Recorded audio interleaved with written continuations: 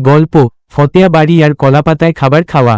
একটা সময় ছিল যখন আধুনিক থালা বাটি ছিল না, ছিল না ফাস্ট ফুড, প্যাকেটজাত খাবার কিংবা স্টিলের ঝকঝকে থালা। তখন গ্রামে একটা অনুষ্ঠান মানেই আনন্দের আরেক নাম হতো, আর তার চূড়ান্ত রস ছিল কলাপাতায় খাবার খাওয়া। ফতেয়া বাড়িটা ছিল গ্রামের পশ্চিম পাশে, একটুখানি উঁচু মাটিতে গাঁদা ফুলের গন্ধমাখা উঠোনের মাঝে। সেখানেই হতো বর্ষার শেষে বা শীতের শুরুতে বড় কোন অনুষ্ঠান, বিয়ে, আকিকা বা গায়ে হলুদ।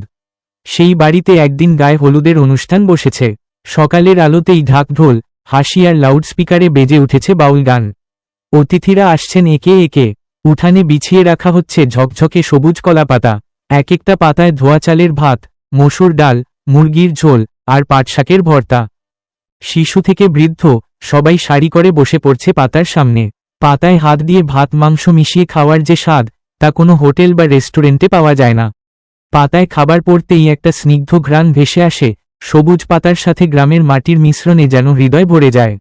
বাচ্চারা খাওয়ার পর কলাপাতা নিয়ে বানায় খেলনা নৌকা, কেউ আবার পাতার ডাটা দিয়ে বাঁশির মতো আওয়াজ তোলার চেষ্টা করে। আর সেই ফতেয়া বাড়ির মা কাকিমারা হাসিমুখে পাত পেতে দেন, ন্যায়